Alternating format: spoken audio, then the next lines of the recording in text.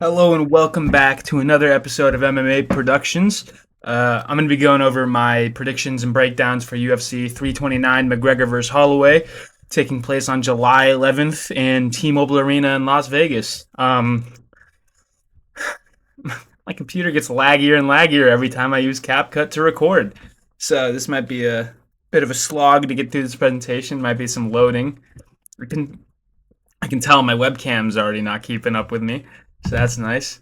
So kicking off the card, we got Alessandro Costa stepping up on short-ish notice to fight Cody Durden. This is a flyweight fight. Uh, so I'm gonna go over Costa. What I saw in his footage, he got hit with a mean 1-2 from Korea. Alden Correa, I think his name is. Had a hard time with the feints, especially that jab. He's got fast hands, even when he's throwing big stuff like overhands and big loopy hooks. Um, he pulled guard. I've seen him pull guard a couple times. I don't like that. He shows really good BJJ defense, like the way he chases submissions like Kimuras and Gillies and triangles and stuff. He's really throwing that stuff up a lot when he's on his back.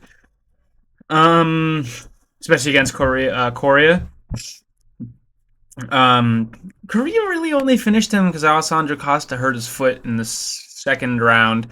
Uh, I mean, he was piecing up Costa. I'm not going to pretend Costa was going to win that fight, but that's the only reason Korea got the finish, if I'm being real. I think Costa would have made it through otherwise.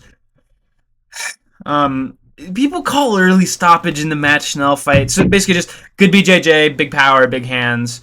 Kind of gets aggressive, but he's got a good chin. I said he graduated summa cum laude of the Diego Lopez school of head movement. This man has no head movement whatsoever. Makes sense because he trains with Diego Lopez up at, or I guess from me down in Mexico, even though he's from Brazil. Um, he's a hook warrior, throwing a lot of hooks. Really solid body work. Pretty good with his kicks. Big, very strong for the weight class, and I think that largely shows in like the clench and stuff. He can get hurt pretty bad and get like right back on him.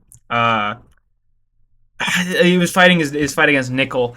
This made me realize how much I hate these people that'll go like after they get hit big. John Silva does it a lot. I hate that, dude. To me, it just shows that I actually hurt, and it's weird and it annoys me because it's like, dude, you got hit. Stop. You're not tough. I mean, you're a UFC fighter. You're tough, but dude, just fight. Don't go like, yee.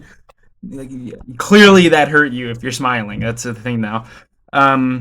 He goes for the kill when somebody's hurt, but he low-key gets a little bit too crazy. Like I compare him to like I talk about finishing instinct a lot. Think about like a Sean Strickland when he had Hernandez or Brendan Allen hurt.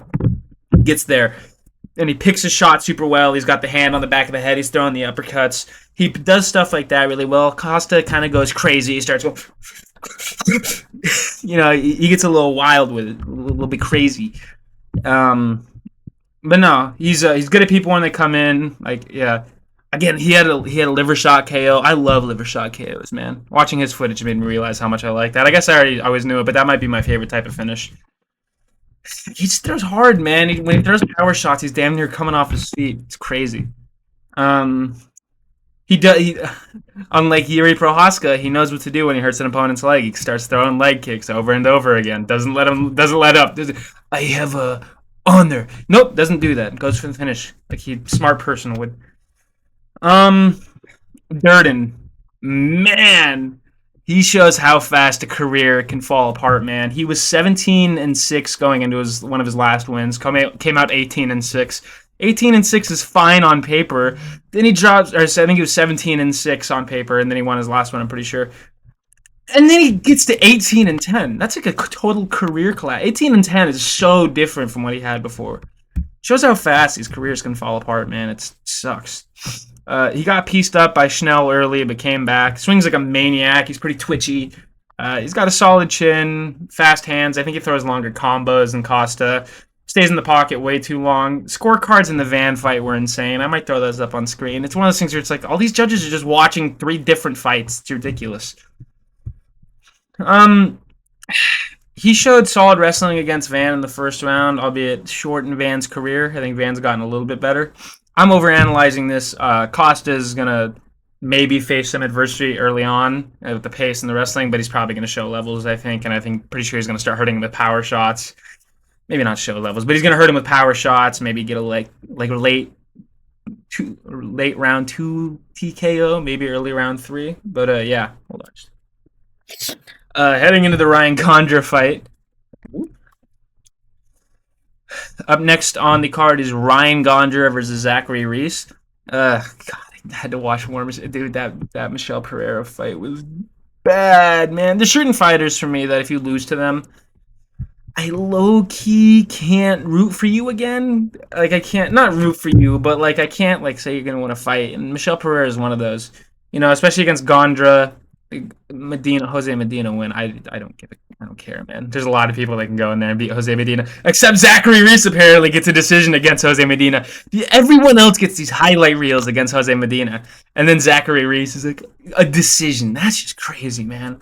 That's rough. Gondra kind of overextends on the feet in the footage I saw, but he's blown through most of his comp, and he knows he can blow through him. He's got really big power on the feet, especially round one. Big round one finisher. Solid teeps, gets in range fast and out of range fast. He's got good timing and extension on his punches. Like he really takes advantage of his range to the best of his abilities.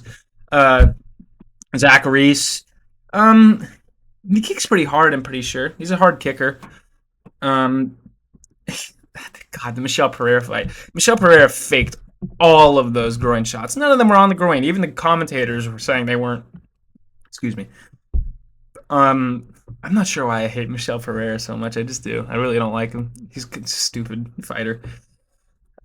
Zachary Reese, he should be a demon at range, just flicking up kicks. He's got long arms. He's like 77-inch reach, longer legs. Looks like JDM in that photo. I'm just realizing that's weird. But he puts his hands down when he kicks. You're supposed to keep up your thing like that. Gets a little wild. He leaves openings. He got dropped by a knee from Michelle Pereira to the body. He most of the time he'll go opposite stance. It says he switched stance. He'll kind of switch into a different stance to get those open kicks, those open stance kicks. I do like that. His McVeigh win aged all right. And Brendan just slammed him for a finish. Yeah, I think Ryan Gondra is gonna get this one done. Probably round one KO. I'm gonna start off these slides with who I think is gonna win. I think Ryan Gondra is gonna get it done with a round one KO. He's gonna keep up that streak. He's gonna put his lights out. It's gonna be violent. I think, if I'm being 100% honest. Getting into our next fight, we have Farid Basharat versus John Mowgli Garza. Mowgli is the most fitting nickname I've ever seen. I actually like Garza. I was watching some of his footage. He's entertaining. I'd like to see him in more UFC fights after he loses this one by a decision. Man, just going over Basharat, I have him as Mr. Boring Technical. He's one of those guys where it's like, yeah, he's really good at technical striking with the leg kicks and the grappling and stuff, but just like, it's like a Leon Edwards or a Lerone Murphy, where it's just like, he does everything right, but nothing special. You know what I mean? It's like I don't love watching him fight. He had an alright performance against Jin Matsumoto, who lost his last fight. Lost it. I don't care what the scorecard said, because that was ridiculous. To Beksad Almakan. Well-rounded, just technical. I think he's going to win this fight, just outpoint Garza. I don't think he's going to get a finish. Garza is there to be wrestled, and I think to a degree, like he can get taken down, but I don't know if it's going to be a submission here. Garza, it's short notice. He's a really solid boxer with good hands and good power. He dropped his last opponent like 5 times. Either that guy has the best recovery ever, or John Garza has no finishing instinct. Yeah, I think Farid's going to win this fight. Because it's not his destiny to lose to John Garza. It's his destiny to lose to the Professor Finesser Ethan Ewing. And I think I need that fight to happen. Ethan Ewing's out. That hurt me to my core, man. When I saw that, I was like actually devastated. That shit hurt so bad. Yeah, but Basharat by decision. He's fighting for his contract here, low key. I imagine, maybe not. He said he is, so I think he might try to put on a performance and get a finish here. I could see that also. He might get a finish, just to try to get something out there, be known in the division, because he's undefeated, but no one cares. Not a single person saying, "Oh, dude, Farid Basharat, man." No one's saying that. Except like the really wannabe hardcores and people, I don't know. Getting into our next fight, Damian Pinos versus Cesar Almeida. Damian, watch his contender series bout. I thought the commentator was having a stroke. He could not get through the sentence, like the introduction at all. I don't remember what it was. I'll maybe try to put a clip here, but he was struggling with that. Born in Suriname. I'm taking him by a round one finish. By the way, I think he's going to be too big, too long, and too athletic and too explosive for Cesar Almeida. Don't make any jokes about that in the comments. That's lame. Yeah, he has a high guard. He's got evil power, man. He's got a lot of big pop, big explosivity in his attacks. Places and times his shots well around and through the guard. One of his finishes on Tapology just said punch. Like, it was just the one word. I love that stuff. It's so funny. It wasn't like right hook or jab or cross or anything. It was just punch. That's pretty funny. He gets taken down pretty easily, but I think that's going to improve. That was in his Shuto days in Brazil. He had a mean reversal on a guy with, like, he had a Kimura hold and he reversed it. That was pretty good.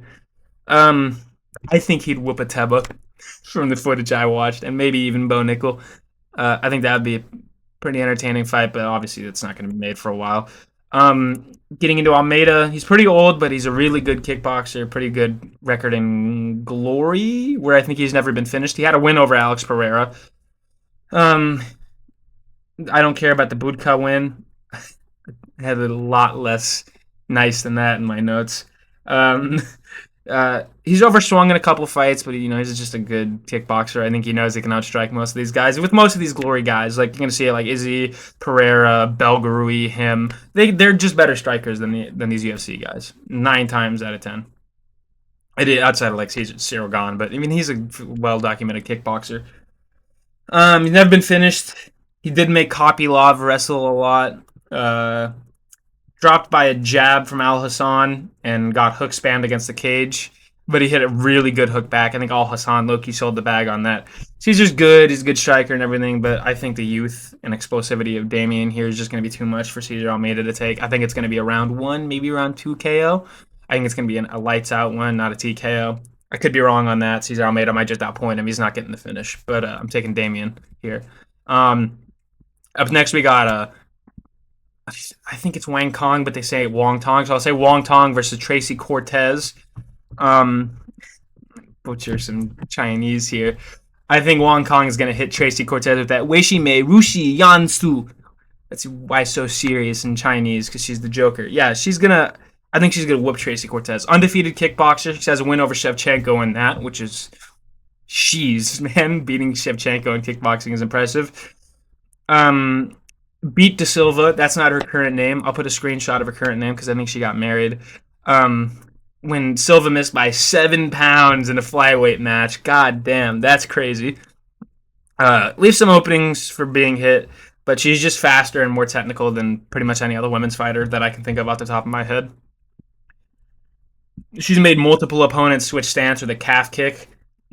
Like Da Silva, that was almost a leg kick TKO. Same with Bruna Brazil, had to switch stances against her. Really solid placement. She's a sniper with that leg kick, man. It's the same spot over and over and over and over again. There's just one big welt on Da Silva's leg. Like, literally just like a little mountain from getting hit in the same spot over and over again. High volume, but she clearly stings people with her shots. It's not like high volume, just pillow hands. She's clearly like stinging people a bit. She shut Bruna Brazil down. Like, Bruna Brazil couldn't do anything. Made all of her orthodox opponents switch stances from what I saw. 84% takedown defense is pretty good with good get-ups. Fernandez, she sold that bag. I think she was going to whoop Fernandez, but she kind of got a little caught up in the moment and wanted to put on a show. I like Wong Tong, honestly. She's fun. Cortez, I'm never going to pick her. If you're wearing fake eyelashes into a fight is already crazy. It's the same as like if you're wearing makeup into a fight. You're clearly not there for the fight. I'm sorry, you're there to promote your Instagram, I guess. And I know she's a fighter and she's a professional. I shouldn't talk like this about her, but it's ridiculous. Wearing those big fake eyelashes into a fight, like, what are you doing? And then they get knocked off. When it's the same thing that I had with Gaethje of Max putting him, as McGregor put it, face down, ass up. When I have footage of you getting your fake eyelash knocked off in the middle of the fight, I can't pick you. It's ridiculous. But getting into her, solid boxer, has some grappling threat. She goes for ground and pound more than submission, so that might be a problem for Wong Tong. I just think she's slower. I think she's worse technically. I think Wong Tong is just going to put on a show, maybe a 29-28 decision.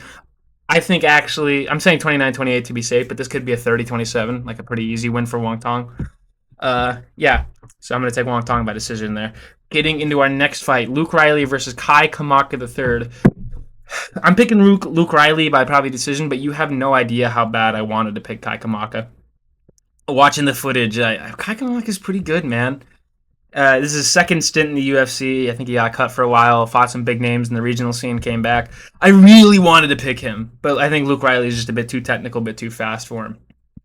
Getting into it, Luke Riley should thank his lucky stars his first Dana White Contender Series bout got canceled. He was supposed to fight Kevin Vallejos.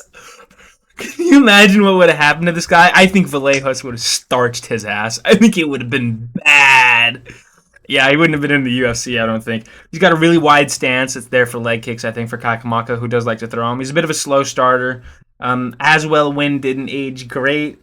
I'm talking a lot of shit here. He's good. He's a really solid technical kickboxer. He's good work in the clinch. He tends to get hard in some exchanges, but Scouser, they don't get knocked out unless you're Curtis Campbell.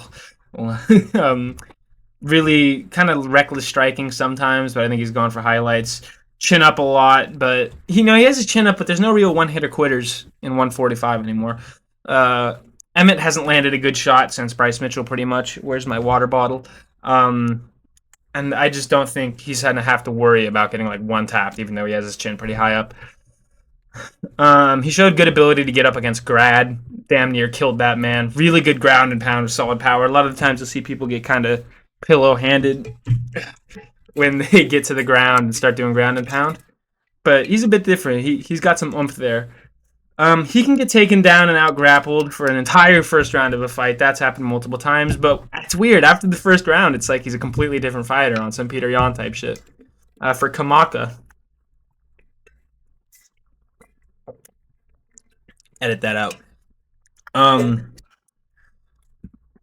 really wanted to pick him, but he lost to Diego Brandao. Ugh. Brandao is like 32-22 or something ridiculous. I can't pick him. Second stint in the UFC, like I said, he's got good kick work. He's patient. He doesn't go like when somebody's going crazy in his direction. He's not like panicking and like going to war to get back at him. Really solid combo work, especially when he's throwing in like body kicks and leg kicks. He got dropped against Hope, but it was a head clash. He's got a pretty good chin on him, Kamaka. Dakota Hope was working him with the volume early on, but I don't think Riley's going to be that kind of volume against him. Solid strength in the clinch of like keeping people there and controlling it. Solid head movement and counters against Hope. Like he's good at slipping out of the way and then hitting somebody with something. He does that a lot. From the footage I watched, he could switch stance, so that's why I put that with the asterisk there. Because sometimes I get my stance from the UFC stat page. It'll have switch stance for somebody that I've never seen switch stance, and I'm pretty sure it's just them like, yeah, put me a switch stance, man. I can fight out of anything. And it's like a wrestler. But Kamaka, he switches stance, even though he's listed as orthodox. It's weird. Solid pressure fighter, solid cardio, solid chin. He's a Hawaiian. They're good at that stuff. Like I said, really wanted to pick Kai, but because of his physical abilities, just his ability to go forward, his chin, his cardio. But I think Luke Riley is just going to be too technical and too fast for him, and I'm going to pick him by decision, probably 29-28. I don't know if Luke Riley's ever going to separate from himself from an opponent that much, really, for a while. Couldn't do it against Aswell. I don't know if he's going to do it against Kamaka. He might be a 5-round demon. I can imagine that, but I'm interested to see where he goes. Getting into our next fight, Adrian Yanez takes on Cody Garbrandt. Look at Cody, man. Grown man with kids got that tattoo late into his career. Jesus Christ. I watched a lot more footage than I need to do for Yanez. I'm going to take Yanez by probably around 2 TKO here, maybe KO. Yanez is fun, man. I love Yanez. It's weird. He fights like a guy that I'd expect to get knocked out a lot, but he really doesn't. Really good fighter. 5 fight of the night bonuses or performance of the night bonuses in a row before he was out for 14 months pre-fight with Ricky Simone. Really active in the cage, moving around a lot with good takedown defense. Doesn't matter in this fight as much. Cody goes for some takedowns. It's not like he'd do much of them. Yeah, solid octagon control, fast hands. He's really good at getting in and out of range to avoid hits. He was really good against Simone after being out for 14 months. He has solid combo work with a lot of good feints in that fight. He can switch stances. He'll like switch stance for a quick thing and then go back to orthodox. Yanez, I gave him a 30-26 before I give a draw to Ricky Simone. That was ridiculous. People talk about bias in like Abu Dhabi and maybe Azerbaijan and Canada and stuff. The biggest robbery I've seen was Seattle. How the hell was that a draw for Ricky Simone? Even the commentators knew that was BS. That was like the worst. That was maybe the worst robbery I've ever seen in my time as a UFC fan. That was crazy, and it was for a draw. Like I don't know if round 3 it was a 10-8, but 2 judges gave it to him. It was pretty clear to me that they were just like, "Oh, Ricky Simone can't lose on home turf. We gotta give Adrian Yanez a 10-8 round, even though it really wasn't." But whatever. And these judges, man, it's insane. It's really crazy. He gets into a rhythm. He's like damn near unstoppable from what I've seen. But just look at Simone after that fight, man, and look at Adrian Yanez. I said, look at those two after the fight, and then look me in the eyes and tell me Ricky Simone brought that to a draw so I can slap you. Because that was ridiculous. I got to get off that. This video is already too long, and I'm not even a quarter of the way done, I think. Sold against Marcos, could have won that fight, just didn't do anything at the end. Marcos hit him with something crazy. I know I get too into the specifics of these fights. I just got to talk about the fight, but this was funny. In his fight with Marcos hit him with an eye poke and a groin shot at the same time. I've just never seen that. But he's got a solid chin, good recovery. He throws out some BS sometimes. It's just like, ugh, might get him knocked out one day.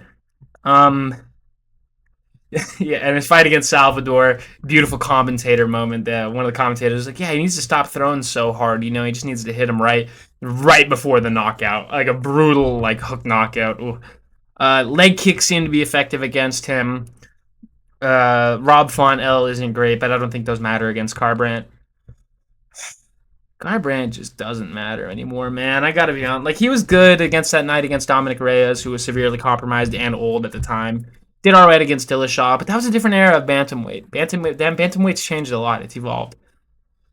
And a lot. I compare style a lot. It's not like comparable, but kind of like Tony Ferguson is a style that was really reliant on his youth and his athleticism as a youth, and I think it's not there anymore because he's not.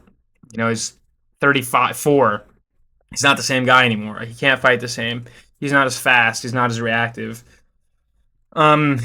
Zhao fight shows that. He had a good head kick from Zhao, but I still think I gotta say who's gonna win these fights, man. I'm taking Adrian Yanez by around 2 TKO probably. I think he's just gonna outbox Cody and eventually just break him down and by the second round. But Cody did eat a clean head kick from Zhao. He shows flashes sometimes of like his old self where he'll get like a weave or something that's pretty good, but I just don't think it matters. He was beating Figgy. That shows how washed Figgy is, don't get me wrong. But, like, he was outstriking the hell out of Figueiredo. Like, pretty bad, which that's going to be important later. Yeah, he outstruck Figgy, kind of sold the bag with the submission there. He got out-wrestled by Barcelos. That doesn't really matter. Yeah, Yanez is probably going to win within 2.5 rounds, I'd say. Maybe a 30-27 if Cody manages to keep a chin up alive.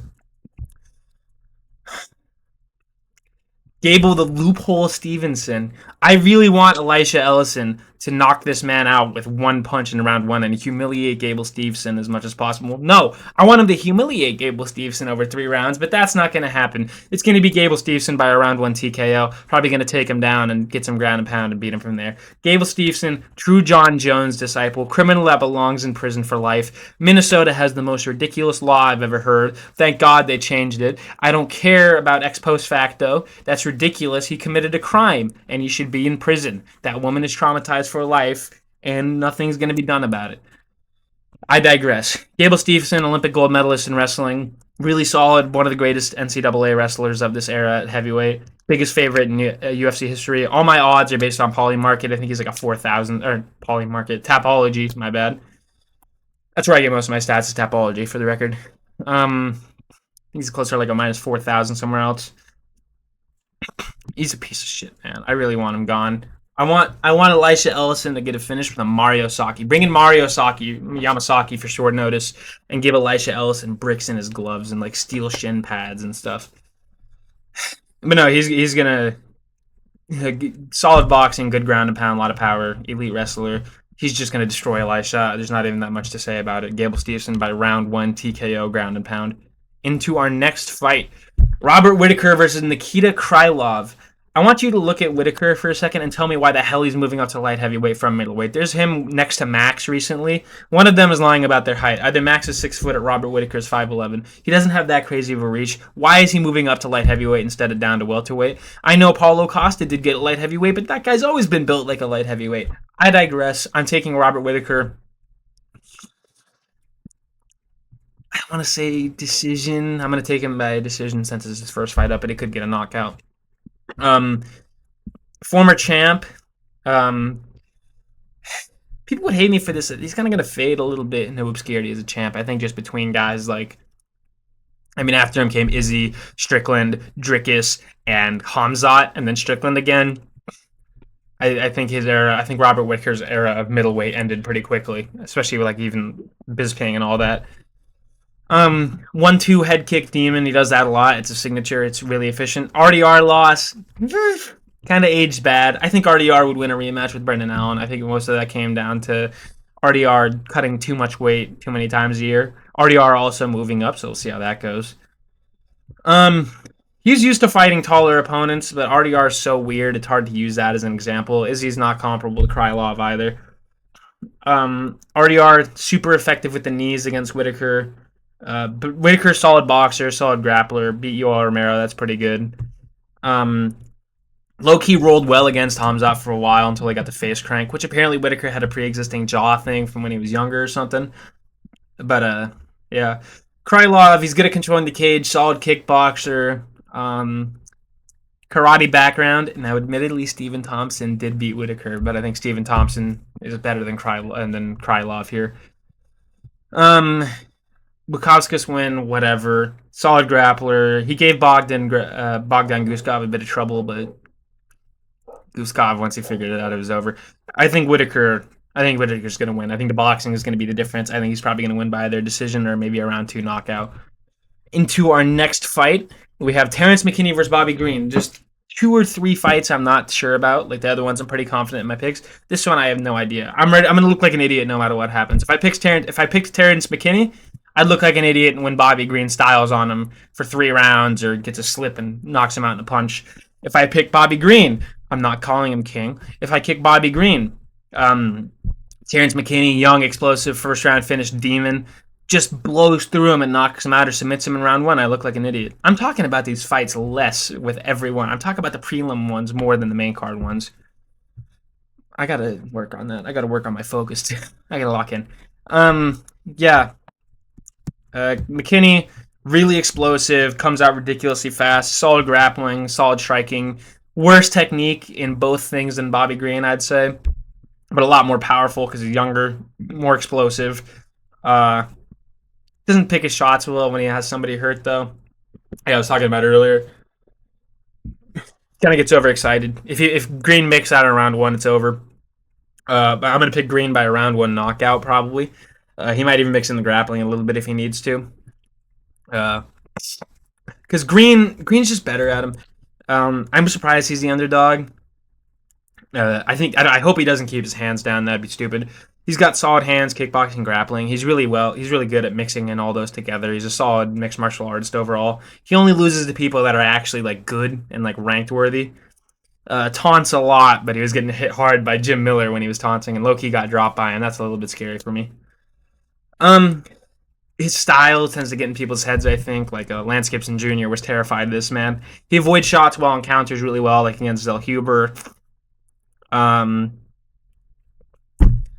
I don't know, man. This is a scary one for me. This is a really scary one for me. Hold on.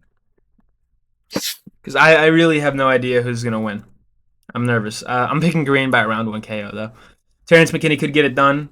A lot of if it makes it out of round 1, it's definitely over, but Green was talking about how he's pissed at McKinney because he did the XYZ for McKinney and about how you don't fight. I'm going to cut that out because I don't know what I'm talking about. Probably, I don't remember what he said exactly, but he's mad at McKinney, and McKinney did low-key do some messed up stuff with this by taking the fight. Yeah. This is an interesting one, though. I think it's a real coin toss. I have no confidence in this. I'm fully ready to get this one wrong. It's going to be a banger either way. Getting into our next fight, we have Loner Kavanaugh versus Brandon Royval. Another hard one, man. I'm going with Loner Kavanaugh. I'm gonna say by decision. He could maybe get a knockout. He's got a lot of power. Um, really quick technical striking. Some of the best in the division in terms of kickboxing and Muay Thai, especially in terms of how technical he is and his speed.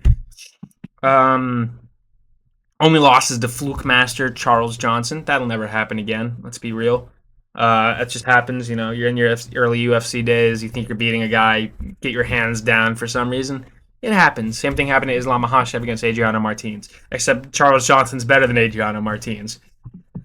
I think Moreno and Royval are pretty similar in terms of wins. Like I know Brandon won more recently, but it's in the same way. I'd say the same about like a Justin Gaethje and Dustin Poirier.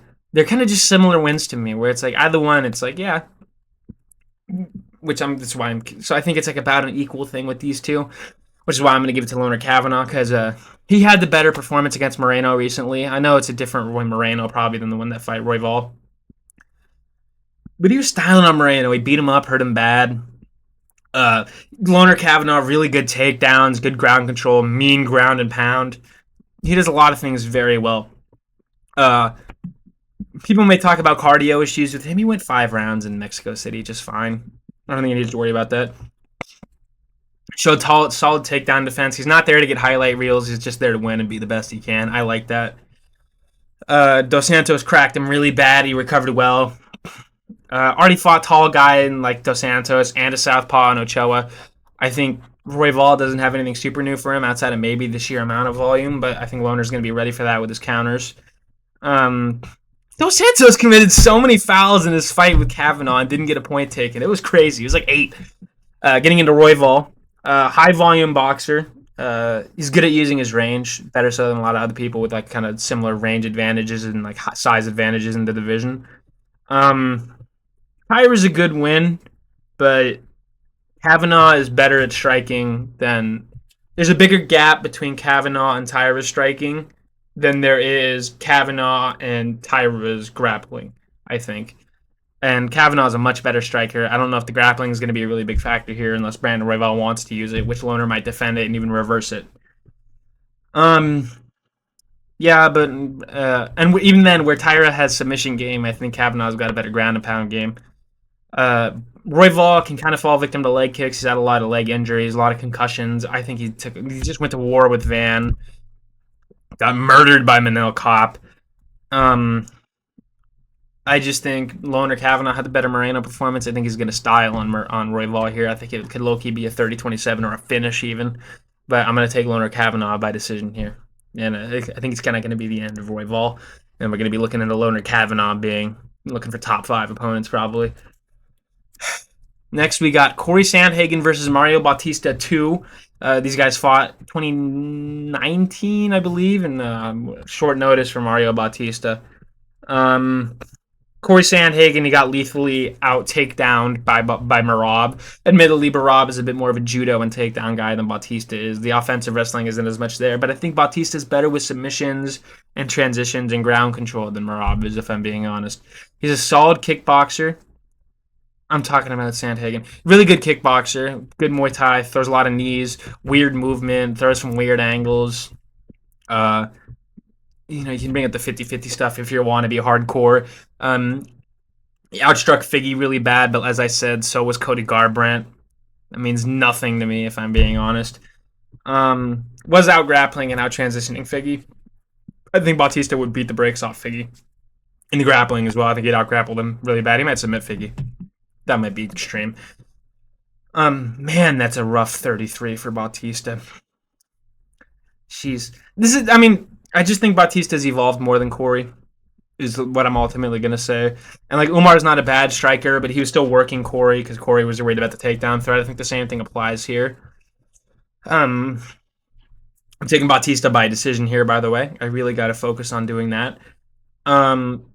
Bautista's low-key got wicked BJJ, man. Like, he's really good at it. He was doing good against Corey in their first fight. ate that flying knee, kind of stumbled from there a little bit, put himself in submission. This is a different Mario Bautista. He was flying on Vinicius Oliveira. He had some crazy transitions. The way he got to the rear naked was awesome. Yeah, and he just did a stupid thing against Corey with the slam and stuff.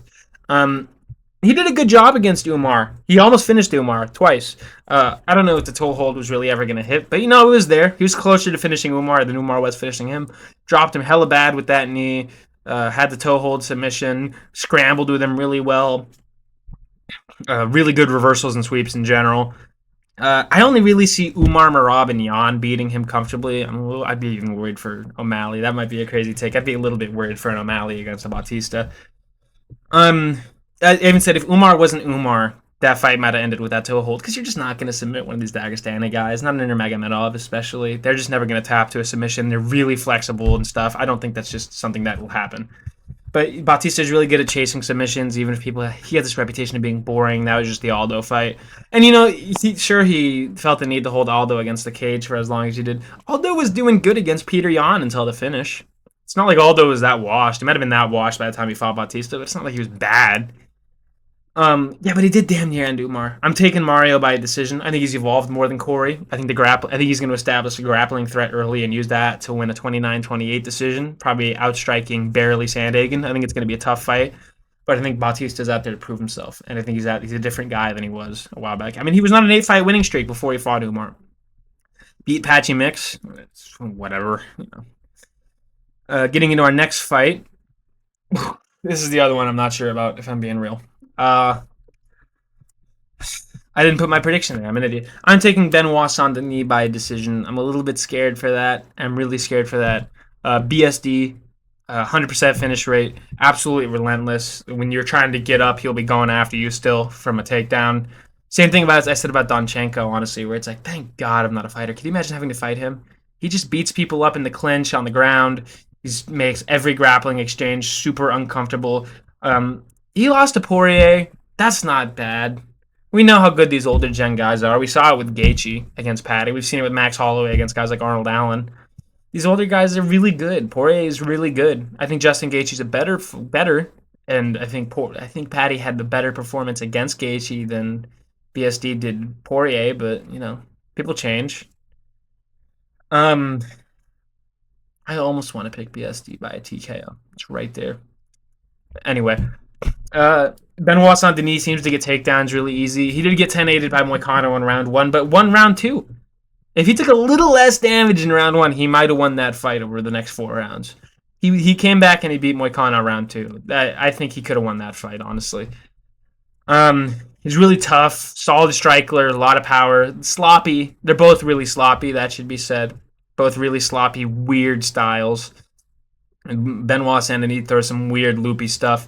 He's probably actually killed people. He's French Special Forces. I imagine he's one of the only people on the roster that straight up has a kill count. Dariush is chinny, but he left him bad, man. He left him face down, hands up, ass up. Yikes. Yeah, really solid wrestler. I think he's better in terms of wrestling than BSD than a Patty. He has really good control on the ground. He's throwing elbows and knees and stuff. He's out there to hurt you. He's trying to hurt people. Made me think Rufy wasn't shit, honestly. Made me think Rufy was never going to be anything. Rufy proved me wrong? Maybe. It's Chandler. But he beat Fiziev also. He ate a knee from Rufy. Admittedly, it was like all the way up. Like he was basically standing shape, but he ate it and did fine. It might have been a weakness from Rufy, like not being used to being in that kind of position, but he got a face crank. Face cranks are really hard submissions to get. It shows real big strength in the submission holds.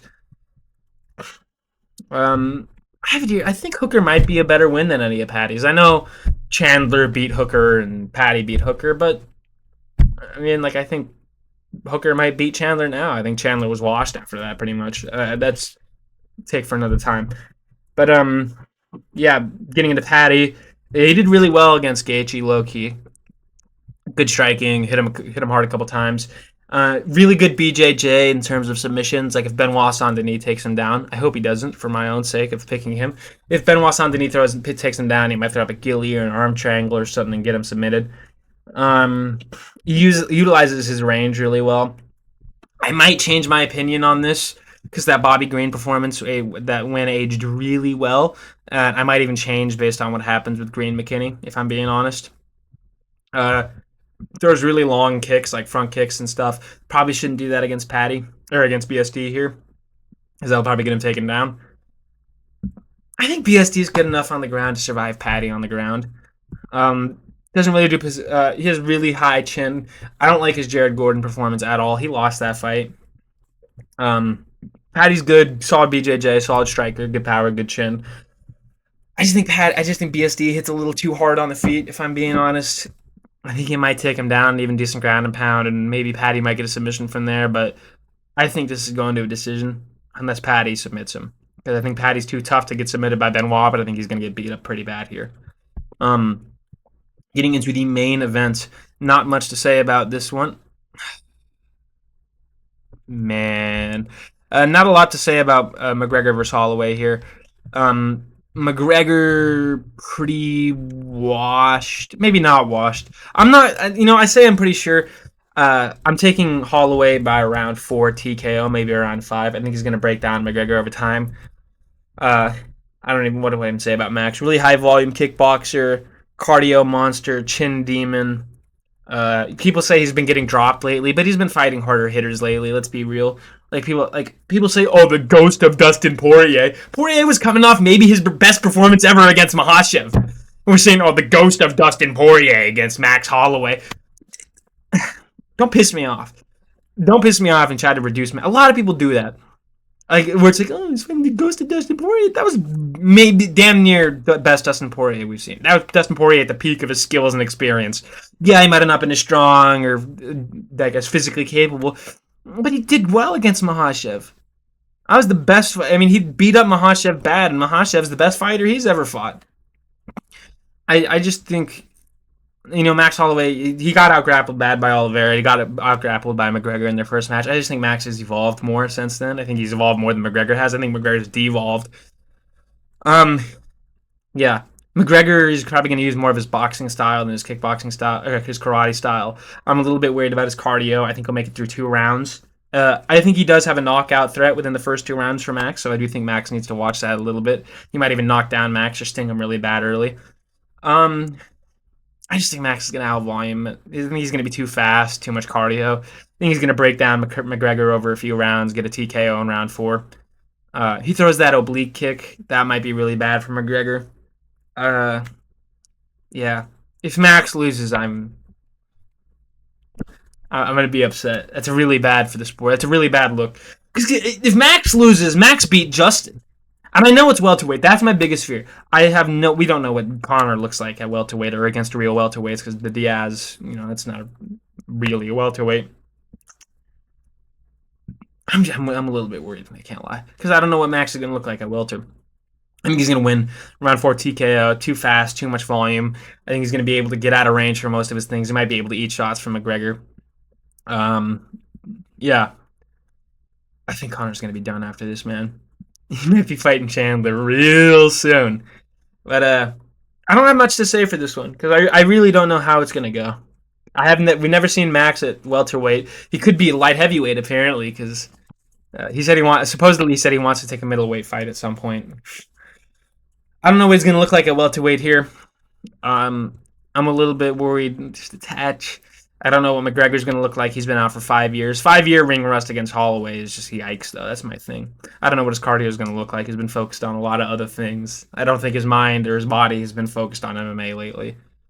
But, yeah, that's about it. Going over my picks, I'm taking Holloway by around 4 TKO. Benoit Saint-Denis by decision. Mario Bautista by decision. Loner Kavanagh by decision. Loner Kavanagh by round 2 KO. I'll say that. I might change my pick on Tapology. No, I won't. I'm taking Bobby Green by round 1 TKO. I'm taking Robert Whittaker by a decision. I'm taking Gable Stevenson by round 1 ground and pound TKO. I'm taking Adrian Yanez by round 2 TKO. I'm taking Luke Riley by decision. I'm taking Wong Tong by decision. I'm taking Damian Pinos by round 1 KO. Farid Basharat by decision. Be ready for a finish. Ryan Gondra by round 1 KO. Alessandro Costa by round 2 TKO. So that's about it. See you guys.